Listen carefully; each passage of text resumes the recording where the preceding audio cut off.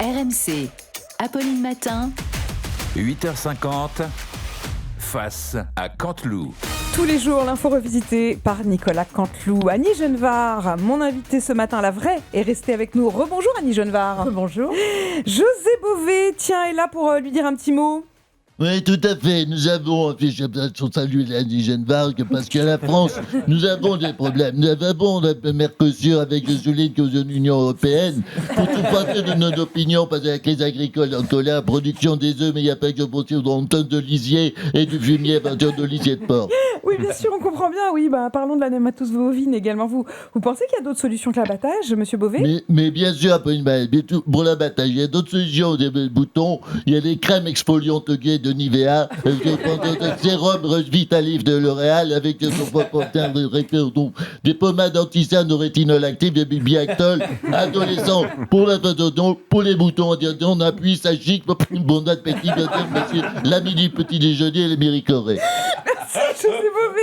Annie Genevard était donc mon invitée ce matin. Madame la ministre, rebonjour. Les œufs, on a un problème avec les œufs, madame la ministre. Je voudrais vous parler des œufs. Nous avons effectivement un gros problème en France avec la production des œufs. Savez-vous, Madame de Malherbe, et je le dis à tous les Français qui nous écoutent, que la production des œufs est confiée à des oiseaux. Ce sont des gros oiseaux à plumes. Pourquoi confie-t-on cette lourde responsabilité à des oiseaux alors qu'on le sait, c'est quand un oiseau? Ce sont les agriculteurs qui ont la connaissance de la production des œufs. À Bruxelles, voyez, c'est Bruxelles qui décide. Or, à Bruxelles, pardonnez-moi, mais ils savent pondre des normes, pas des œufs. Moi, mon travail, quel est-il, mon travail ? Mon travail, il est d'enlever les boulets de nos agriculteurs. Oui. Nous avons trop de boulets en France, trop de boulets élevés en batterie. Merci Madame la ministre, merci Madame Genevard. Non, je continue parce que je suis inarrêtable, infatigable. Nos agriculteurs ont des difficultés administratives, des difficultés climatiques, des difficultés de trésorerie, des difficultés de la concurrence avec les pays voisins, on le voit, des difficultés aussi, il faut le dire, familiales. Oui. En effet, avec leur absence prolongée pour cause de barrages routiers, de montée sur Paris, nous avons constaté, Madame de Malherbe, une forte recrudescence des adultères dans les fermes. Il n'y a qu'à voir le nombre d'hommes trompés qui portent aujourd'hui des bonnets jaunes. Ah oui, bien sûr. Face à toutes ces difficultés de la profession, la vraie question, quelle est-elle ? C'est pourquoi reste-t-il dans la profession d'agriculteur alors qu'il y a tellement de thunes à se faire avec la crypto-monnaie ? Oui, alors là, je ne suis pas sûre que ça allait les calmer. Merci en tout cas d'être venu nous voir. J'ose vous couper, madame ? Allez-y, Oui, madame, je parle. Mais je voudrais dire également... Oui, ça va, merci. Stéphane Bern est avec nous pour les titres de l'actualité. Bonjour Stéphane. Oh oui, bonjour Apolline.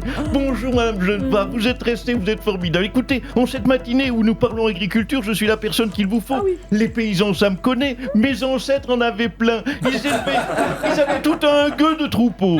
Un troupeau de gueux, pardon. Allez, c'est parti pour les titres. Donald Trump, vous le savez, envisage désormais d'acheter le Groenland. C'est l'école Epstein. Donald est toujours prêt à payer pour une nouvelle conquête. Et puis, afin de dissuader Trump d'en parler tous les jours, le Danemark malin dit qu'il va rebaptiser le Groenland en Epsteinland. Oh oui, ça va le calmer, mon Donald, il va moins en parler. Et puis sport, on connaît désormais les 4 demi-finalistes de la Coupe d'Afrique des Nations de football. Le Maroc, le Sénégal, l'Égypte et le Nigeria. Éric Ciotti souhaitait réagir. Il est avec nous. Oui, bonjour. Écoutez, je voulais, une fois... c'est pas rigolo de rire sur ma taille, Madame Genevard. Je voulais une fois... Pas sur le physique, Madame Genevard. Une fois n'est pas coutume, je voudrais féliciter les Nigérians pour leur magnifique performance. Ils ont réalisé ce que je rêve de faire depuis toujours, éliminer les Algériens. Ça, et bien sûr également éliminer Christian Estrosi. Oui, bien sûr.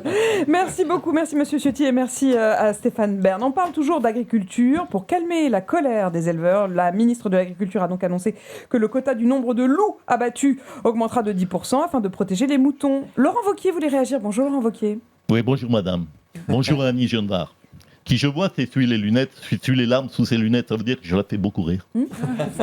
Elle anticipe les rires, c'est très bien. Écoutez, c'est une très bonne mesure, mais il faut élargir l'abattage des loups. Au-delà de l'abattage des loups, il faut que l'on puisse dans ce pays faire baisser de 10% la population, non seulement des loups, mais également de tous ceux qui égorgent des moutons.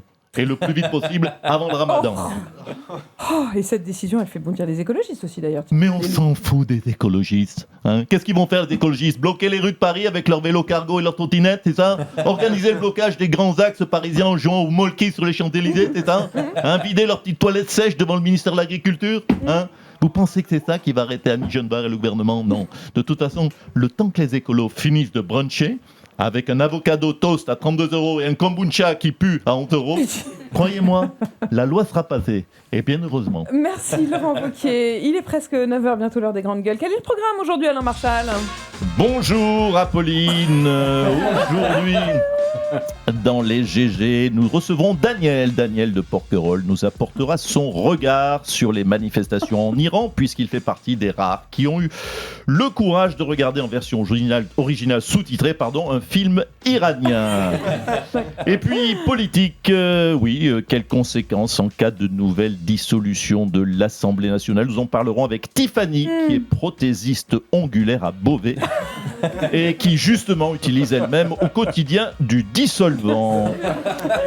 Et puis la mobilisation des agriculteurs, Annie Genevard est avec nous aujourd'hui, se poursuit un peu partout en France et nous l'évoquerons avec Monique de Paris qui est bien placée pour en parler puisqu'elle achète depuis plus de 20 ans du beurre de la marque Paysan Breton.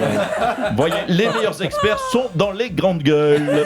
Je le vois, merci Nicolas. 50 de demain à 8h50 sur RMC et à tout moment en podcast. Merci Annie Genevard d'être restée avec nous dans un instant. Les GG avec Alain Marchal-Lebray. Le temps est venu de reconnaître et que moi, François Hollande, je suis un tombeur, allons. Et le temps est venu de reconnaître que moi, Nicolas Sarkozy, alors j'ai toujours été innocent. Le temps est venu de reconnaître.